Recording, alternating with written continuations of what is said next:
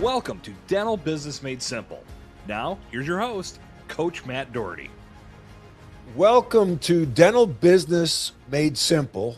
I'm Matt Doherty, and I'll be your host. Today, we have a special guest, someone who's built multiple practices, who've scaled.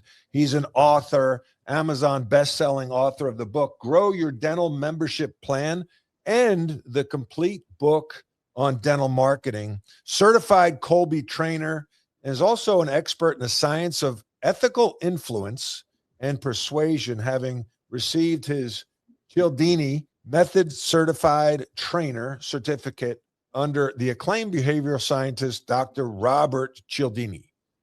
Welcome to the show, Dr. Chris Phelps. Thank you. Thank you, Matt. Thanks for having me. Yeah. Tell us about this, just give us the short version. What did you do to go from a practicing dentist to building systems that other dentists now use? How did you do that? Well, I think I was a student of the School of Hard Knocks in the sense of I came out of dental school with a mindset of growth for growth's sake.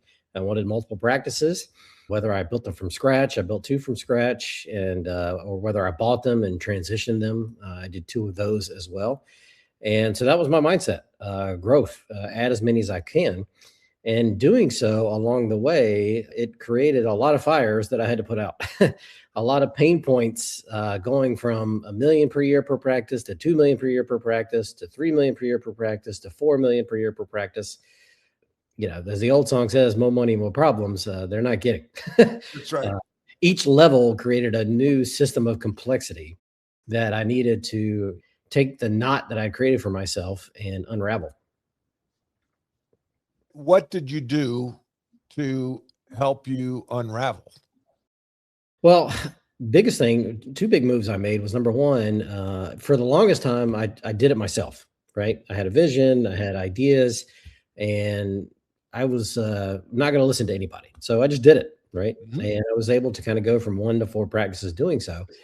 But the growth plateaued, the problems plateaued. And so I kind of realized that something's going on that I can't see, right? And so I got a coach. I found Wait, repeat that. You got a what? I got a coach. Okay. Because what I know now about behavioral science is when you're too close to the issue at hand, the problem, whatever that is, you can't see it. Okay. We call that the gorilla in the room. And that's what my challenges were. So I needed somebody that could help shine a light on the problems in my practices, hold a mirror up to me to see what was my problems were and challenges in that scenario. And then after doing that, the second thing I did, which was important, I went from a reactive mindset to a proactive mindset. So instead of just waiting for the fire to come up and then trying to figure out how to put it out, right, and still trying to do 5 days of clinical dentistry while I'm running these 4 offices, right, doing all the management for them, doing the hiring and doing the marketing for them and operations, I realized that I can't keep doing that anymore. So I have to simplify, whereas one of my mentors said, sometimes you got to subtract and multiply. That's right. So I ended up selling 2 of my offices, the best ones for profit, taking over the 2 worst ones. But what that did was I bought back my time, and now I could step away from the chair clinically.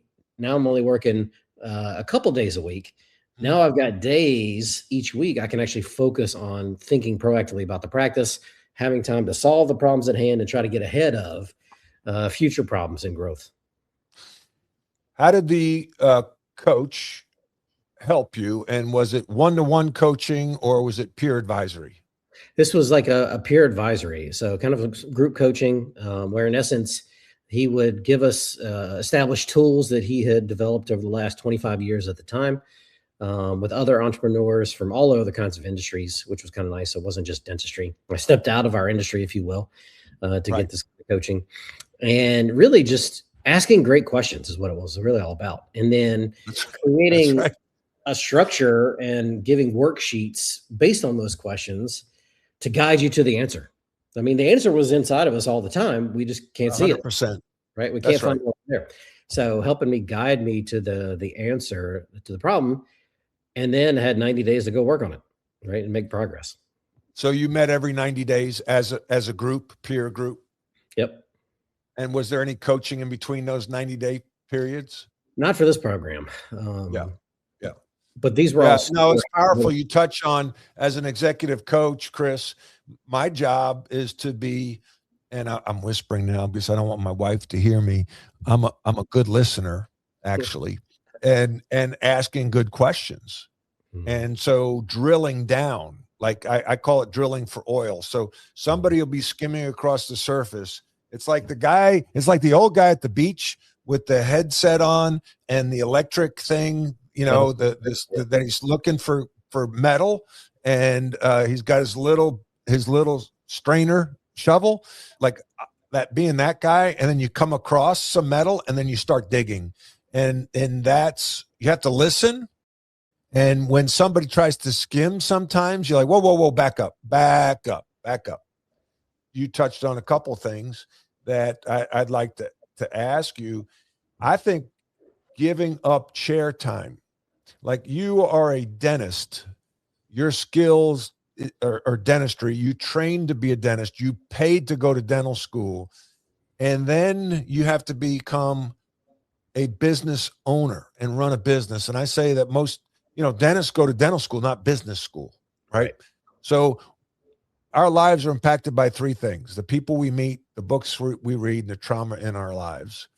So what moment did you maybe get hit with and said, you know what, I gotta change what I'm doing? Because obviously the definition of crazy is doing the same thing over and over, expecting different results. What was that moment? Yeah. Well, it was kind of fortuitous, as I had three powerful mentors all come to me at the same time, around the same time frame. And it might have been Buddha who said, when the student is ready, the masters will appear. And that's exactly what happened, because prior to this, I wouldn't have listened to anybody. But now I was at a point, I was like, all right, maybe I should listen. Doing it yourself only gets you so far. Maybe I should consider help. And so Dan Sullivan was that first mentor, asking those good questions and showing me, guiding me to the answer, right? The business stuff. Yep. Kathy Colby was another one with the Colby certification. When I met her for the first time and she saw these 4 little numbers after this test I took, and I said, "Hey, Kathy, I'm Chris. I'm a dentist. Nice to meet you." And she said, "Chris, I'll stop you right there. You're not a dentist." I was like, whoa, let's back this up. Stop the train. We're not getting off, but we're just going to talk. Dan Sullivan is a legend in the executive coaching space. Some of my favorite books: Who Not How. The other one is The Gap and the Gain. Two of my favorite books. And then 10X is Easier Than 2X. Yep. He's a legend in the coaching space, and you got to work with him. How did you get in touch with Dan Sullivan? So his program, Strategic Coach, I reached out to them directly. A friend introduced me to them. And then, I got to work with Dan quarterly for 10 years. Wow. 10 years. So you were an executive coaching peer group for 10 years. Yep. Why 10 years? Some people say that's a long time. Like when it's like running a dental practice. When do you practice enough that you got good that you don't call it a practice? You went through a leadership program, peer group, for 10 years. Why 10 years?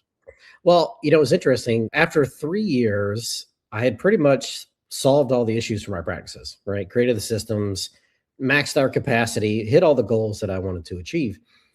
Now, I would have stayed on longer because of the camaraderie of the people in the groups, like, that you're interacting with, right? I'm always going to learn. I always learn something from their challenges or the way they solved their challenges that gave me ideas on things to do with my business, number one. But at the same time, your business never runs out of challenges. It doesn't just work perfectly forever. So having that kind of as a safety net to focus on, if things are popping up, what do I do, was great. But the truth was, outside of my dental practices, as you know, I started building other dental companies surrounding these pain points. Like, I built a dental call center and a membership plan software company. And so I had other businesses and challenges to work on to keep that process going. So as you talk, like, this is, again, the executive coaching in me, listening and then wanting to drill down and ask some questions that I think the audience would like to hear. And again, we're talking to dentists here. Who better to have on the show than a dentist who has gone through the challenges? And you touched on the Colby assessment. I'm an assessment junkie. I've taken them all: DISC, Myers-Briggs, Predictive Index, Culture Index, Culture, Colby. There's several others that I've taken. And I have a framework. I call it the STEVIT model. It's STEVIT, and I name it after a European player that I try to recruit to North Carolina, a 7-footer with grades from maybe Split, Croatia. And STEVIT, STEVIT, the first S and the most important thing is self-awareness. Know yourself. The 6 knows of leadership. Know yourself, know your team, know your environment, know your vision, know your industry, know the truth. And the biggest thing is, if you don't know yourself, you can't lead others. And you talked about finally coming to realize through time and trauma that who you were. And when you took that Colby assessment, you created a better self-awareness of who you were. And I believe you've said that you're more of an entrepreneur than you are a dentist. Yeah. Did I hit that land correctly? Yeah. In fact, that's what Kathy Colby told me when she saw my 4 numbers. She said, your scores tell me you're an entrepreneur using dentistry as his vehicle. There you go. And I was like, ooh, ouch. How old were you when she did that? Oh, geez. So this was probably 2005. So 30. That's a gift. That is a gift. The truth's a gift. Self-awareness is a gift. So at 30 years old, you're told that you had no idea. You thought you were a dentist, right? That was curious and maybe a dentist that had some kind of form of ADD that was chasing all these rabbits or squirrels around the yard. How did that help you when she gave you that feedback? Well, it suddenly explained this conflict I'd been having, and without realizing, was because I made the commitment to be a dentist when I was in 7th grade. So I thought treating patients and being a dentist was my passion, and it was my motivator from a personality standpoint to get through dental school and all the hoops you have to jump through to do that. But this is why I'm still stuck at the chair doing dentistry 5 days a week and trying to run this business, a multi-million-dollar, multiple businesses at the same time. I've stuck between 2 worlds, the CEO and the clinician. Okay. And I realized, because of what she told me, that I couldn't continue to do both at the same effort. So I had to pick a side. Well, this is one of the reasons I've got into the dental space, because as an executive coach, I had 4 dentists in my 2 different executive coaching peer groups. And I saw the struggles they had, real freaking struggles, like bankrupt type struggles. Yep. And I'm like, whoa, this model doesn't work. You cannot, first of all, you went to dental school, like I said earlier, not business school. You enter the business world with massive debt, and you now go in, if and when you get to run your own practice, you are the revenue generator. You're the product and service that's driving the revenue for the business. And so you have to be in the chair in someone's mouth while the business is swirling on behind you. And you don't get to observe. You don't get to study the industry. You don't get to lead. You don't get to do any of that. You're trying to play catch up maybe at 6, 7 o'clock at night and going back to work exhausted. It's not a good model. OMJ Clothing is an elite men's clothing store that provides a vast array of spectacular brands of men's lifestyle apparel for every day. Elevate your business upscale casual at OMJ. Success comes from standing out. Yeah. So as I looked at these practices, I'm like, whoa, this is the dentist needs to be, I talk a lot about EOS, the entrepreneur's operating system. The dentist needs to be the visionary, but also a producer. So really you need to have a COO who's the boss running the company. Is that the office manager? Do you name it a COO? But somebody who's given the authority and has the capacity to run the business while you're in the chair. Tell me how that aligns with what you've experienced or not. Yeah, well, that was actually the first major hire that I did with the 4 offices. Was I hired a COO. I hired an operations person, right. Which when I condensed down to 2 offices, greatly accelerated, maximizing the capacity of those two offices because they had the time, effort, and energy to focus on those day-to-day things. So I could still be the visionary. I could still be the problem solver, which was my Colby strength, and still do some patient care on a couple of days to satisfy that part of me that wanted me to be a dentist to start with. How did you deal with the ego, maybe, of, the pride ego that I should be doing it all, or I want to be the owner, the visionary, the owner, the boss. I'm giving up control, whether it's ego or like maybe I'm not that good. What emotional struggles did you go through at that point? Well, I think Colby helped me be more logical about it and be more objective about it. So it helped me kind of put the emotion aside to a point, in the sense of I had objective data to justify, okay, this is why I should be doing these things. And this is why I should not be doing these day-to-day things. Because I realized that as a problem solver by nature, in the absence of a problem to solve, I am going to create a problem to solve.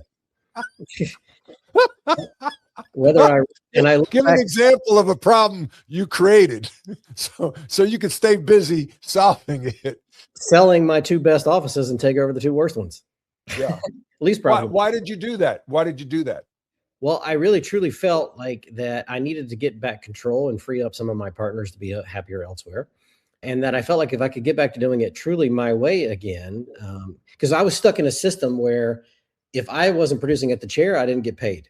So it didn't value operations and the management and all the things that I was doing. Right. So that was number one. I had to get out of that system because I wasn't going to get paid for my efforts, although everybody benefited from them. Right. Right. That's right. Sure. That's huge. And I felt like I could do more with my two offices doing it my way, even though they sucked to start with. I mean, we're talking one office was a brand new cold start office collecting $35,000 a month and costing me $70,000 a month in expense. Okay. Last I checked, that's not good business. That's not a fun check to write every month that it doesn't come back. Okay. I think we call that negative cash flow. Negative cash flow. So my purpose and my mission was I can do more with these two than I could with the four. And that's what I set myself out to do. That was the goal. Do more in revenue, do more in profitability, do more in my free time. Then when I had four offices, and as I was proud to say, within 3 years, I hit that goal. So sometimes as a basketball coach, I've taken over 4 programs: Notre Dame, North Carolina, SMU, and FAU. And the most joy I had was probably taking over Notre Dame and maybe even FAU, because they were rebuilds. They were struggling. And so I can make a bigger impact by doing simple things well, fundamental things well. The word extraordinary is extraordinary. So you do ordinary things extra well on a consistent basis, you can change the trajectory of an organization very quickly. And I bet you, my guess is, or my question is, there must have been tremendous fulfillment in doing that you wouldn't have had if you sold the 2 bad practices and kept the 2 good ones. Agreed. Yeah. I mean, literally, I remember that one practice that was struggling, $35,000 a month. And my associate there kept telling me it's the economy, it's the patients, it's the team. Now, remember, this is post 2008, right? So we're talking housing crisis, economic uncertainty, much like what we're seeing today, consumer spending tightening up everywhere. So all I kept hearing from everybody was excuses. And yet, literally, the month I step in there, we go from 35,000 to the very next month, we did 105,000 in collections. 35 to 105. Yep. How? Literally one change. He was out, I was in. Wait a second. You're saying that talent, I talk a lot about the organizational triangle. I'll put it right here. Okay. Talent, systems, culture, the organizational triangle. The better systems you have, the better culture you have, the better talent you'll attract, the better the talent will perform, and the better you'll retain talent. Talent, you can't make chicken crap at a at a you know, chicken salad at a chicken crap, right? You got to have talent, and leadership matters. Like people sometimes take for granted. You look at these coaches, we're filming this during the NCAA tournament, you know, coaching matters, leadership matters. And you as a dentist lead the organization, and you've got to model the behavior. I go into the culture piece. Culture's king. You know, what are your core values? What are the behaviors that are rooted in those core values? And then can you have crucial conversations to hold people accountable? And I think that's where I see most leaders, especially in the dental space, have issues because they are so busy they can't see the behavior, so they don't, and then they don't confront it if and when they do see it. So talk about your leadership when you took over and went from 35 to 105 in revenue in 1 month. Yeah, single month.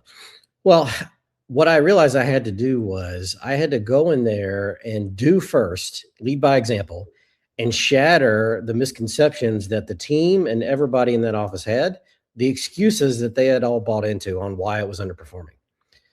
As soon as I stepped in, and this is where my third mentor came into place, Dr. Robert Cialdini, who really taught me the science behind communication and what people are really using to make a decision, not the excuses they give us after they've already said no. So I showed them when we make our strategies around the things people are actually using to decide, none of those other excuses, not the environment, the economy, the whatever, none of those things matter. So once I dispelled all of their myths and misconceptions, now I broke them down, so to speak. Now I had a chance to rebuild them. Yeah. I heard this story. I think it was in Brazil. Economy was bad. People were making excuses. And growing up, my high school, one of my high school basketball coaches, Bob McKillop, legendary coach at Davidson, he called it loser's limp. You know, you make excuses. It's easy. Oh yeah, we didn't win because I turned my ankle. We didn't win because my knee hurt. And so it's a lot easier to do that than fight through adversity and come out on top. It's a mindset. It is all a mindset. It goes back to leadership. So this company in Brazil, they were in this plant, manufacturing plant. I don't know what they did. And all the employees were making excuses. The economy, you know, recession. So the CEO and owner of the company rented out the billboard right outside the plant that said, XYZ Corporation, we choose not to participate in the recession. Leadership matters. Oh, yeah. So where did you get that mindset from, that achieving competitive mindset? Were you born with that? Was it developed, a combination of both growing up? Where did that come from? Yeah, I think there's nature and nurture going on here. I think it was always instinctively there, but it was nurtured by the fact that, so the way my birthday happened to work out, like I started school when I was 4. Right. And it was one of those where my mom could put me in school early and I'd be the youngest in the class because I didn't turn 5, which is when kindergarten starts, to like a month or 2 after school had started. Or she could hold me back and I could be the oldest. Well, she didn't really have a choice for daycare. So I'm going to school at 4. Right. So on top of that, I was kind of late to develop anyway. Okay. So, but I played all kinds of sports. They put me in everything, baseball and soccer and basketball and whatever. And I absolutely sucked at all. I got my ass kicked 6 ways from Sunday in everything that I played. And it absolutely drove me insane. And I remember kind of telling myself, one day things are going to change. And I kind of remember like my senior year in high school, I created a love or found a love for tennis. And it just all clicked. Like my coordination finally set in, and it was like I woke up the next day and I was like, I can shoot a basketball. I can hit a freaking tennis ball. I can hit this serve perfectly. It was like an unbelievable light switch went off, and it just set me off. Right, and I've never looked back since. So I think. So how old were you when you graduated high school? If you were young for your grade? Yeah, 17. 17. Yeah, you know that the old motto is hold the boys back, push the girls out in terms of starting school. That maturity is you have the resiliency, the toughness, the mindset to overcome adversity. A lot of younger people would get crushed by some of those experiences and just withdraw into a shell. Purpose, mission. You talked about that. I think that's huge. What is your purpose in life? As a Christian, I think that's important. God gives us all gifts, and it's our job to find, happiness is finding your gift and then giving it away every day. I'm a teacher and a coach. I used to coach basketball. Now I coach Dennis. And so, but it's the same thing, same feeling, to transfer experiences and knowledge, ask questions, help people get better, overcome isolation relief, overcome imposter syndrome, be a cheerleader, be an encourager, be an accountability partner, hold people to standards, expectations, and help them learn and grow. You said you found your purpose when? I'd say definitely when I started doing more of the CEO role, like Yep. stepping out of the clinical and focusing more on what my Colby strengths were: problem solving, simplifying the complex, cutting through the noise, if you will, to get to the most important root cause, if you will. Yep. So I find myself happiest and enjoying life more when I'm in those kind of scenarios. Right. And then at the same time, I really enjoy have a purpose always. If you look at I'm the same like you. I've taken all the personality assessments, strength finders and standout and whatever, and teacher and mentors on every one of them. Right. And so I still have this need that once I've blazed the path, I stop and look back and say, hey guys, this way. Like I want to shorten other people's curves. Right. Or,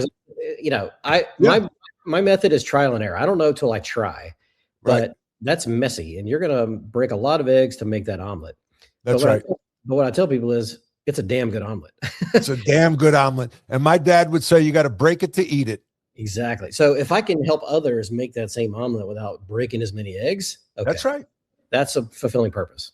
Well, that's what I do. I mean, my career, I coached and got fired in 2003 at North Carolina, and went on a leadership journey and wrote a book, Rebound from Pain to Passion, because I want people to avoid the landmines. I want to help people avoid the landmines I stepped on. So similar to you brought up Colby several times.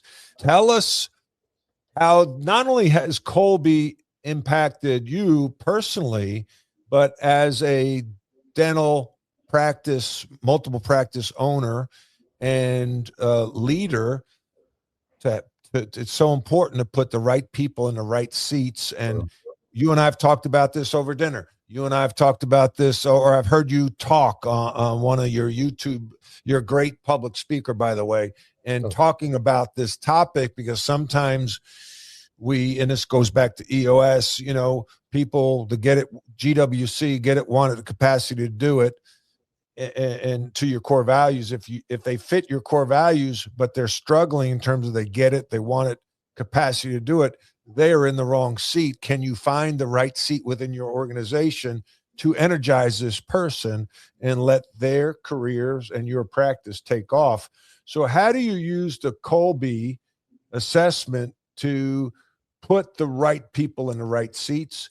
And more importantly, or as importantly, the recruiting process, because hiring is such a challenge for everybody, especially hygienists, but getting the right people on, because the cost of a bad hire is 2.5x their salary, give or take. So how do you use it to put the right people in the right seats? How do you use it, number two, to interview? Yeah, good question. So for those that don't know what Colby is, here's the brief example I usually give. Imagine a Ferrari driving down the highway, right? And at any given time, the driver of the Ferrari is your IQ. That's your wisdom, your training, your experience to date is what you know, what you should do. Sometimes the driver of the Ferrari is your personality, okay? Your motivations, your desires. What do you want to do? Okay, that's what personality kicks in for. Oftentimes, though, as we know, neither one of them are at the wheel. They're asleep doing something else. So the question then becomes, well, what kind of car is it? So this Ferrari. Now, we would all agree that if the job, task, and duties you do every day is the highway, then that Ferrari is built for it. Okay, it's going to be little minimal effort for it to drive down this thing.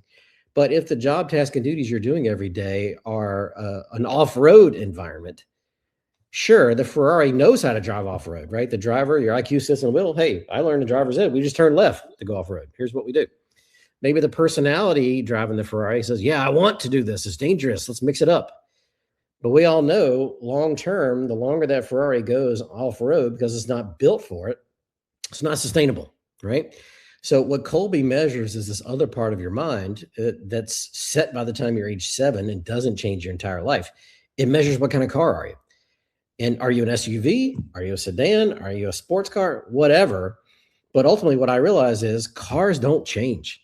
So one of my team members in Virginia, who was an office manager at the time, this is at our other office, not the one I went from $70,000 a month to, or $30,000 a month to $105,000 a month. This office was consistently doing $150,000 every month, okay, for 3 straight years. So it was the rock I used to support the struggling one, okay, when I took this over. But this office manager, who had been the office manager for no other reason than she played Survivor and outlasted everybody that worked there. She started out as an assistant and just graduated her way up to the top because nobody else was left. That's right. Okay. So I realized all these things were fundamentally not good with the practice. Patients weren't getting reimbursed for their insurance because we were fee for service. So when I would ask a patient why they weren't coming back, they said, well, you said I'd get paid, and we weren't. We're talking about for their cleanings, like things they should have got paid for. So I'm thinking, well, that's not good. And then I found out she's got no system to follow up to make sure our patients are getting paid. Okay, well, that's not good. Is this an IQ issue? Did she not know that we needed to do this? No, she's been on the job 18 years. Is this a personality thing? Is she trying to do this on purpose to sabotage us? No, she's a good person. She wants us to succeed. That's her intent, right? So what's going on? At the same time, I noticed that when my partner was unsure with a patient about whether they would move forward with treatment, when he sent her in to talk about the financials, she closed every time. She figured out what their barrier was and innovated a way around it. So I realized using the Colby, and when I measured her, it made complete sense. She fights facts and details. No wonder the patients were getting paid, because when she sent a claim, detail errors on the claim form. The birth date was wrong, or was missing a number, or something stupid. But you know what? The insurance company isn't going to pay if it's not perfect, right? They're just looking for a reason. Well, no wonder there's no system, because she fights structure and systems. Okay. She likes more multitasking things. Okay. But at the same time, she's a closer. That was how the car she was built to be.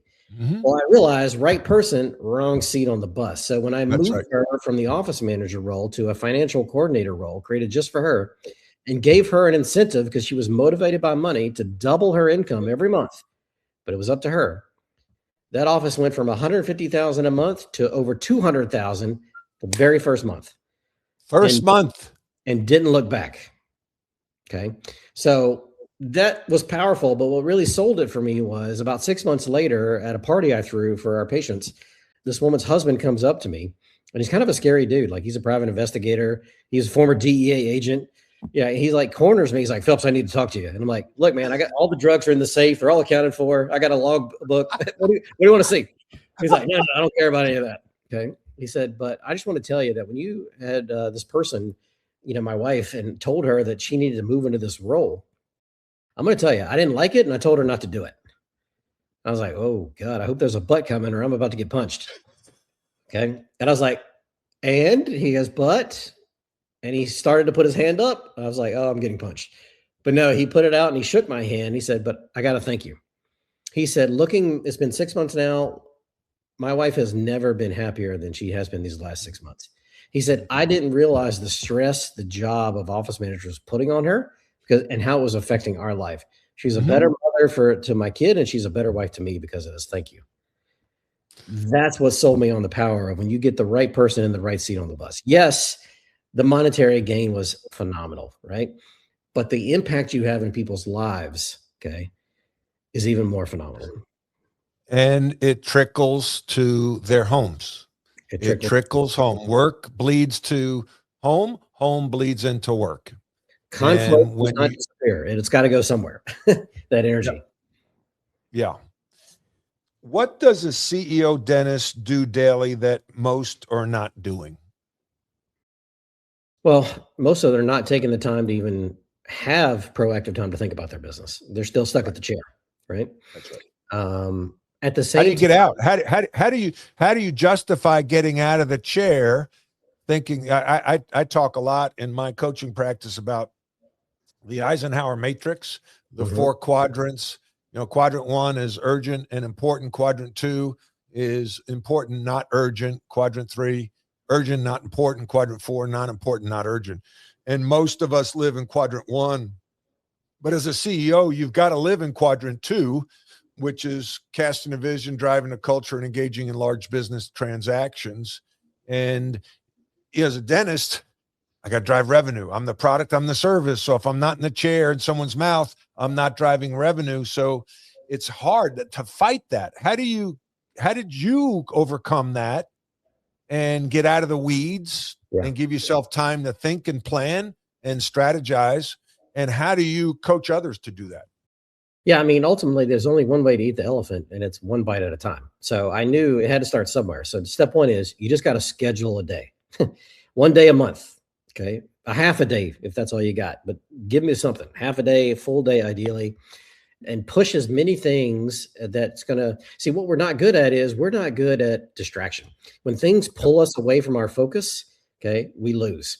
So our focus should be on patient care and communicating with them, connecting with them, everything we can do to set the stage that they say yes to this treatment recommendation. But if we're thinking about five other things that are going on, that email I just looked at on social media, this dental Facebook group I just looked at, and a post that pissed me off, or something my team's doing up there, we don't have a supply, whatever. Now you're distracted from what your main purpose is, making sure that patient leaves with their next appointment. And everything else explodes from that aspect. So push as many of those things to those days as possible, and automatically things will get better. And when you see the result, then you add more days, because one of our principles of persuasion is called scarcity, and it's this magical little thing that when we feel like we care more about what we stand to lose than what we stand to gain from a That's right. situation. And so when we see a loss in a situation, let's say I blocked off 2 days this month to go on vacation, to take a longer weekend. Well, if you block that off with 3 weeks ahead of time, instantly your mind's thinking, crap, I got 2 less days to produce this month. The scarcity of that loss is already sitting with you, and that energy is going to motivate you to look for more work to do between now and then those 3 weeks. That's And I right. guarantee you, 9 times out of 10, you produce the same, whether you're there or not. So that's what people can lean on. Lean on the science and the scarcity of, if you give yourself time and book this thing out, it will be there, top of mind. You will find a way to produce the same amount of dentistry, regardless of how much time. We've seen this with team members. Like when hygienists say they need an hour, and yet we give them 45 minutes, they still get the job done. They complain, but then they get the job done. Give them 30 minutes, they still get the job done. Right? No, I mean, I as an athlete in college, a lot of us would say that we did better in school during the season than outside the season, because the oh, I could do it tomorrow, or I could study later. You didn't feel that sense of urgency because you weren't squeezed with your calendar. So yeah, it makes total sense. Yeah. I'd like to talk more about the work you're doing with marketing and Cialdini. Can you talk more about Cialdini Institute and your role there, and how you're bringing that to dental practices? Yeah. So I was at a business conference that a friend invited me to when I first heard Dr. Robert Cialdini speak. And it was right after I took over my two worst practices. And my challenge was that I couldn't figure out the root cause behind those initial struggling offices. And, why aren't patients returning for treatment for me and my other associates? Yeah, the economy sucks, but that can't be it. Why is my team not doing their job? Like, I floated 2 days between the two offices. So when the cat was away, the mice would play. So Right. why am I there and they're doing their job? When I'm not there, they're not doing their job. Right. My associate doctors, why am I paying for their education and they're not coming back and putting their education into use, charging for new services, whatnot? And I couldn't figure out what was the root cause behind those things. And your brain, what I've learned, does two magical things to protect you when it doesn't know the root cause. Number one, it just ignores it altogether. Ignorance is bliss, right? What problem? There's no problem. Or it procrastinates on the problem, which is what I've been doing this whole time. Okay. Oh, I see it, but I don't have to get to it right now. I got time. So when I had 4 offices, I saw these fires and I was like, yeah, but they're like way over there. I'll get to it. But when I created the scarcity of I've only got 2 and now the flames are right in front of me. All right, crap, I got to deal with it. So it was a motivating thing to get over it. And I realized it was Cialdini's commitment principle was this root cause. When people make a commitment, they do. So what was I missing with patients and my team and my associate doctors? I wasn't getting a commitment out of any of them to do anything. Not really. So I realized, and my theory was, if I can get better commitments from those folks, I should see a change in their behavior. And the truth is, that is the root cause behind the growth that we had at those practices moving forward. I learned from Cialdini how to get better commitments out of people. Again, what are they really using to make their decisions, and frame my presentations around those things. And it changed everything. So I was able to build a consulting business in dentistry on teaching doctors my persuasion systems, from marketing to the telephone to get more patients in the door, case acceptance, reduce attrition, team management, et cetera. And 2 years ago, Dr. Cialdini reached out to me and said, hey, I've got this new online thing called the Cialdini Institute. We're growing it worldwide. I can't think of anybody better to lead it than you. Will you come help me? And I was like, wow. Not a job I was looking for. Yeah, I had other businesses going on, but because my goal was always to make them independent of me, I had time, and I was like, hey, the master asked. I mean, I feel like I owe him the debt because of what he's taught me and what I was able to do with it. Yes. So, yeah, I said yes because it was my way of trying to give back.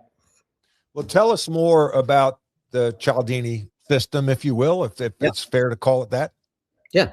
So it's two parts. It's education. So number one, people need to understand the behavioral science research. Thousands of studies on why people do what they do, right? We're all sitting around guessing what people are doing and why they do it, when we actually know there's fact behind it. So learning what Cialdini's 7 principles are and why people use these things subconsciously to make the majority of their decisions. Okay. So part of it is understanding there's a science to this thing. It's not my opinion. It's not anecdotal evidence. Hey, it kind of worked over here. Maybe you should try it. Research study after research study. Once people understand the context and the science behind it, then the second half is now it's application, right? What do we do with this? Okay. So yeah, it's one thing to say reciprocity, right? If you give someone a gift of value, of significance, they feel obligated to give back to you. Okay. Well, what do I do to that? Well, simple tip would be like if a patient in your chair sits up and goes, oh my God, man, I can't believe we're done already. You did amazing. Or man, yeah, I didn't feel any of the pain this past week from that procedure. Or wow, I can't believe we're done already. You guys are quick. Like any kind of compliment or praise that comes out of your patient's mouth, whether you realize it or not, that meant something to them more than it meant to you, but you've given them a gift of significance and value already. That's why they're bringing it up. So in that moment, they're bringing it up because they really want something they can do to cross this obligation off their list, their to-do list. So they're bringing it up. So I would say something effective. Hey, my pleasure. I'm so glad you had a great experience. Hey, would you mind helping us out and doing a 5-star review on Google? That would really go a long way to share that story. So just by offering up, when they give you telling you they're having an obligation, giving them a way to satisfy that with a task, right? You're influencing them to do that, and automatically you're going to get more reviews.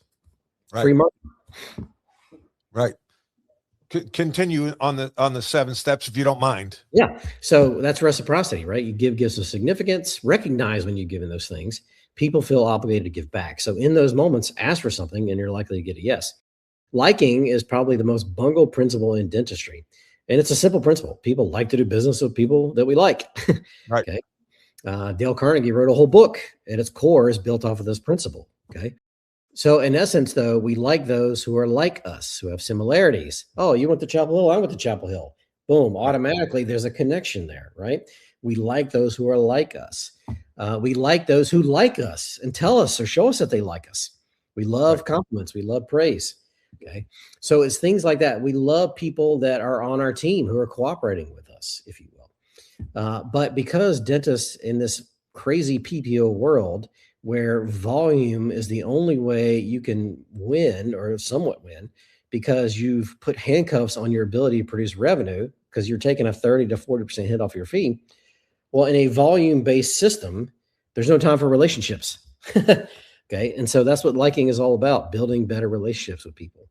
So if we stopped and took time to build better relationships, stop saying we don't have time, it's costing us billions on the back end. Okay. Right. In lack of treatment acceptance, people not returning, you name it. So finding simple things is just finding a connection with somebody, finding one thing in common before you get down to the business of dentistry with them automatically invokes this principle, and you're going to get higher acceptance all the way through. Okay. Give the audience an example.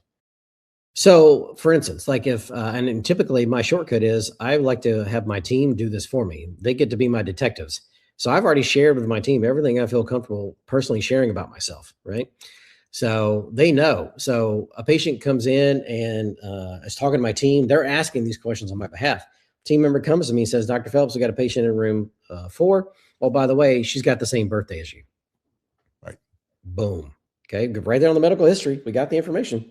Right. So I walk in, get introduced to the patient and say, hey, nice to meet you. Hey, let me ask you, were you born October 14th, 1976?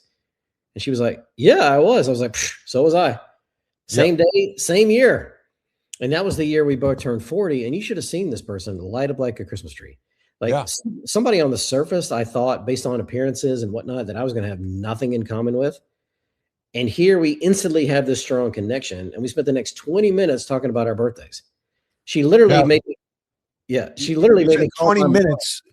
Most dentists I know wouldn't spend 20 minutes talking to a patient because they feel like that's lost revenue. How do you justify the 20 minutes?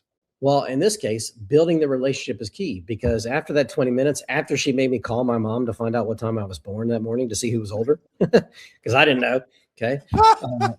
So literally, guess who leaves that appointment scheduled, prepaid for her $12,000 treatment plan?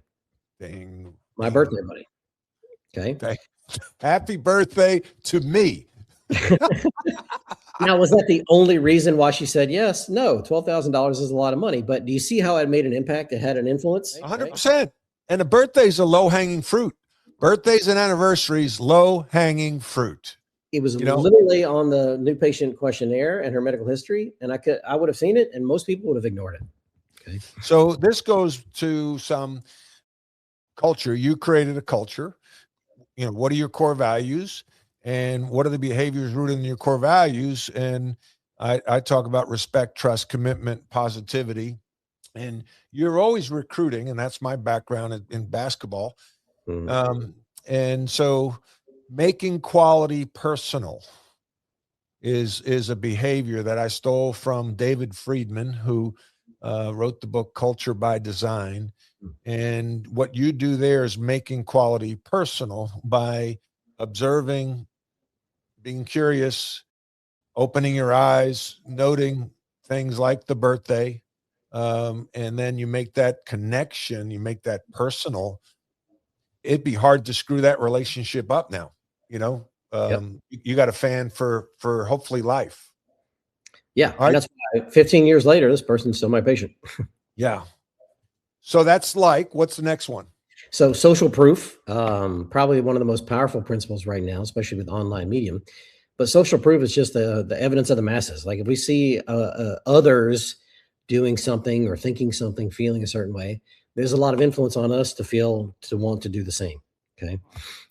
So we look to the crowd, we look to others to show us what we should do oftentimes, especially in times of uncertainty. Authority. We look to credible, and this is what's important here, trustworthy experts, meaning people with real experience and wisdom in the matter, and people we can trust to tell us what we should do. Because the truth is, we don't have time to be an expert in everything.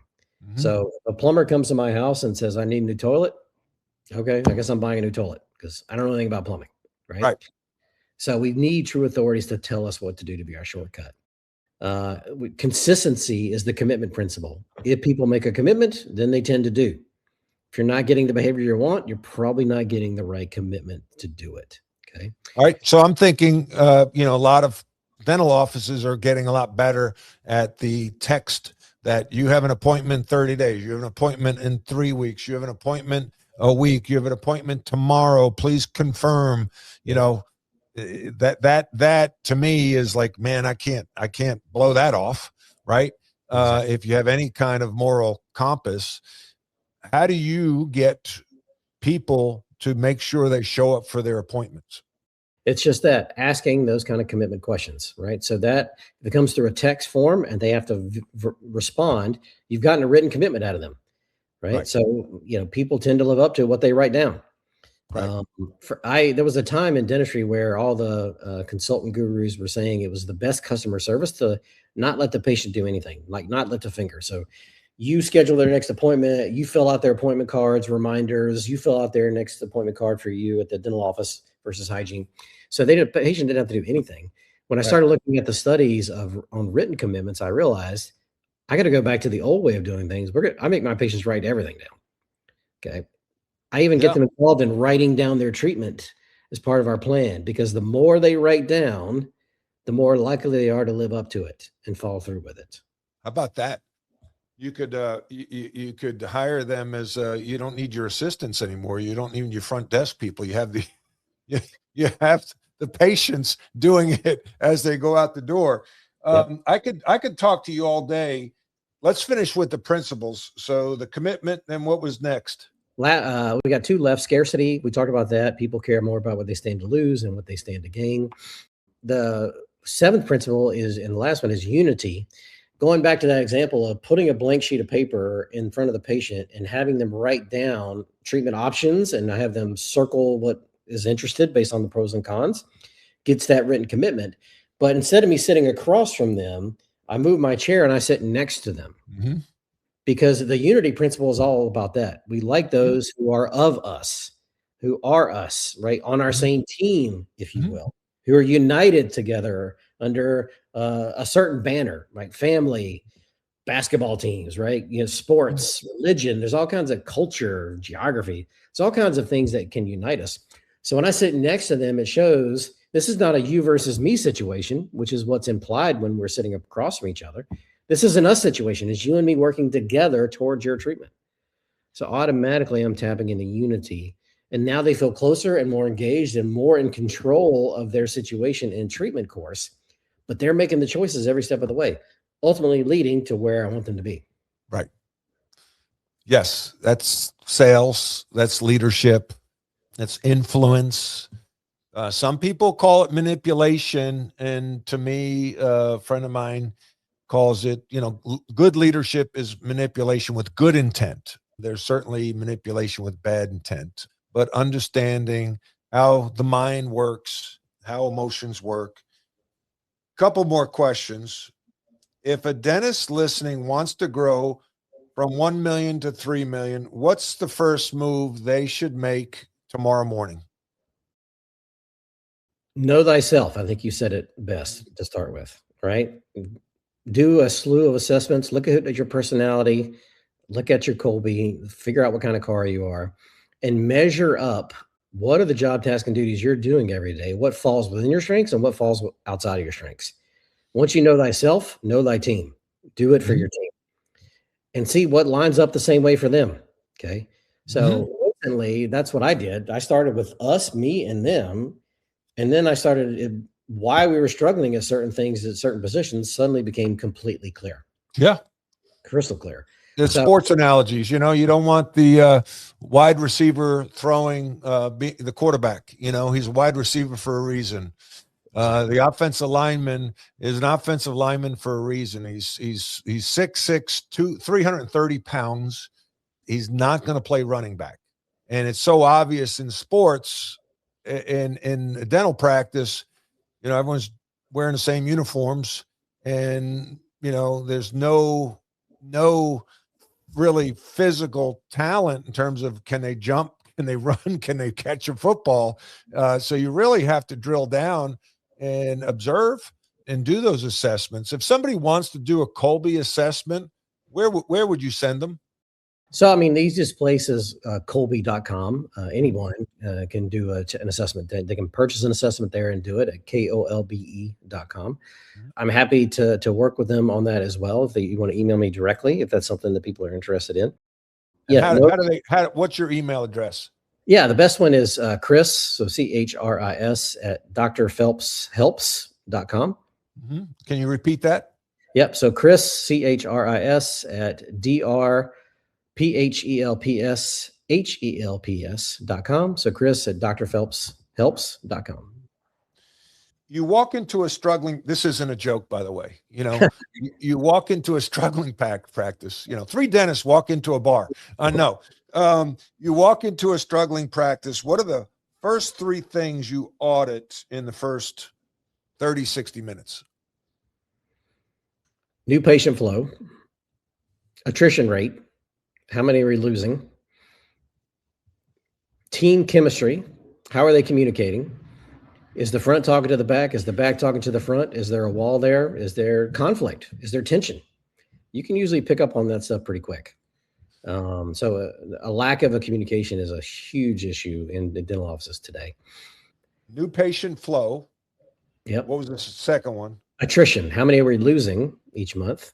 How many patients or employees? How many patients are we losing? Okay. Because most people think they have a healthy new patient count, say 30 a month, but then they wonder why they're down in production this year from last year or break even. I can tell you that they're losing 30 or more a month, even though they're gaining 30. So the net new patient count is negative. Right. Right. So that's if you don't have a positive new patient count, you can't grow, right? That team chemistry is huge. Is there miscommunication between the front and the back? Oftentimes there is. Right. And then I look at the doctor as far as listening in on patients. What's their communication skills like?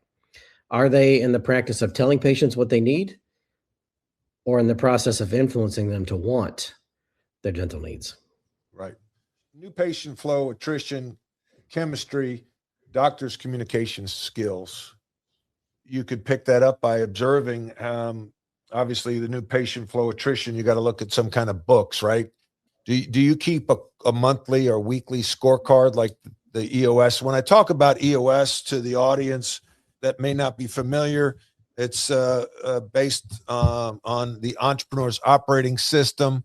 I use it in my coaching practice, and if you're looking for a book, Traction is a great book to learn more about EOS. It's like business in a box, and so scorecards. What numbers are you tracking every month? Like you just said, new patient flow, attrition, chemistry is harder to measure on a weekly, monthly basis.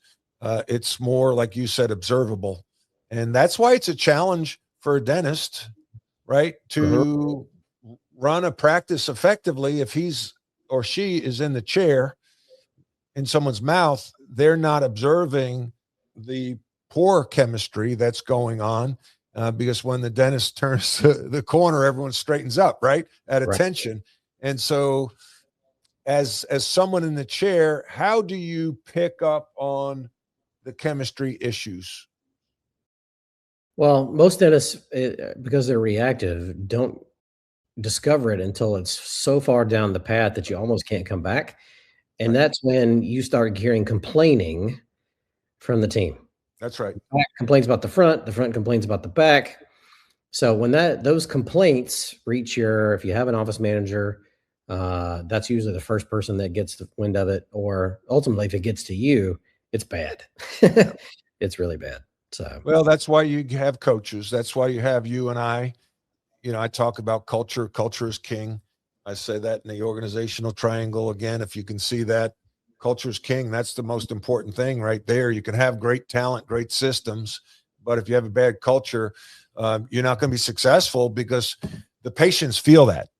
It's like parents who argue and fight. The kids feel it, and so you can't get around that. And ultimately that would lead to new patient flow and attrition, because you want happy patients that are coming back. Dr. Phelps, what's one question that I didn't ask that I should have? It's hard to say, man. We covered a lot. Covered a lot in a short period of time. I guess the question I would ask you is, would you come back on the show? Oh, anytime. All right. Well, I want to thank you for joining me. I love talking to you. Leadership is a practice. I've heard you say some of these things over and over, and it just reinforces that, you need to continue to work on these basic fundamental things to get better every day. I want to thank the audience for joining us on Dental Business Made Simple. Learn and grow.